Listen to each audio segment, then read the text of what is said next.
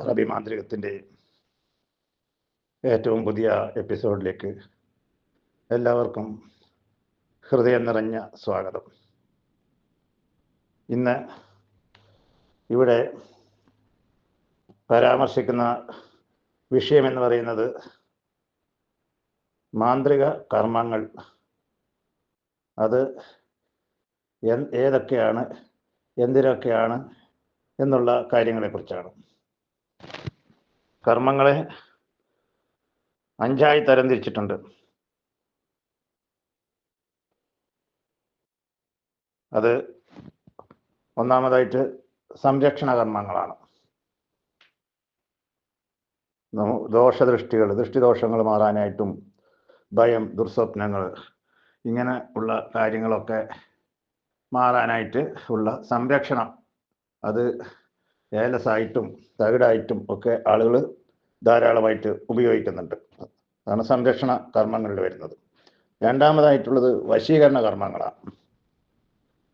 വശീകരണ കർമ്മങ്ങൾ എന്ന് പറയുമ്പോൾ മറ്റുള്ള ആളുകളുടെ മനസ്സ് നിയന്ത്രിക്കാൻ, അവരെ നമ്മളുടെ വശത്താക്കാൻ, ഇങ്ങനെയൊക്കെയുള്ള കാര്യങ്ങൾ, പ്രണയത്തിൽ സ്നേഹം കൂടുതലായിട്ട് വർദ്ധിപ്പിക്കാൻ, ഇങ്ങനെയൊക്കെ ഏറ്റവും അധികം ആളുകൾ ആഗ്രഹിക്കുന്നതും വശീകരണ കർമ്മങ്ങളാണ്.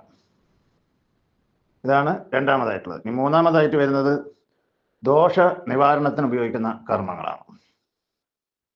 കാരണം നമ്മൾ ബാധിച്ചിരിക്കുന്ന ദോഷങ്ങൾ, ശത്രുദോഷം, അതുപോലെയുള്ളതായ ദോഷങ്ങൾ, പിരാക്കുദോഷം, ദൃഷ്ടിദോഷം, ഇതൊക്കെ ദോഷങ്ങളായിട്ട് ഒരുപാട് തരത്തിലുണ്ട്. ഈ ദോഷങ്ങൾ നമ്മളെ ബാധിക്കാതിരിക്കാൻ, അഥവാ ബാധിച്ചവയെ നീക്കം ചെയ്യാനായിട്ടുള്ളതാണ് ദോഷ നിവാരണ കർമ്മങ്ങൾ എന്ന് ഉദ്ദേശിക്കുന്നത്. നാലാമതായിട്ട് ഭാഗ്യ ഐശ്വര്യ കർമ്മങ്ങളാണ്. നമ്മുടെ ജീവിതത്തിൽ ധാരാളം സമ്പത്തുകൾ നമുക്കുണ്ടാകാനും, നമുക്ക് ജീവിതത്തിൽ നല്ല പദവികൾ നേടിയെടുക്കാനും, നമ്മുടെ വ്യാപാര മേഖലകളൊക്കെ വളരെയധികം ഉയർച്ചയിലെത്തിക്കാനും ഒക്കെ നിഷ്കർഷിക്കുന്നതായ കർമ്മങ്ങളാണ് ഭാഗ്യ ഐശ്വര്യ കർമ്മങ്ങൾ എന്ന് ഉദ്ദേശിക്കുന്നത്. അഞ്ചാമതായിട്ട് ആഭിചാര കർമ്മങ്ങളാണ്.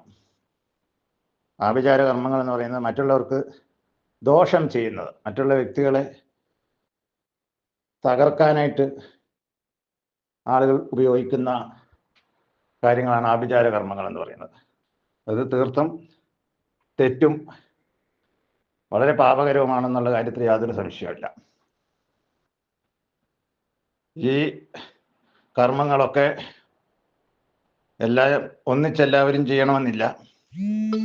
അപ്പം ഇങ്ങനെയുള്ളതായ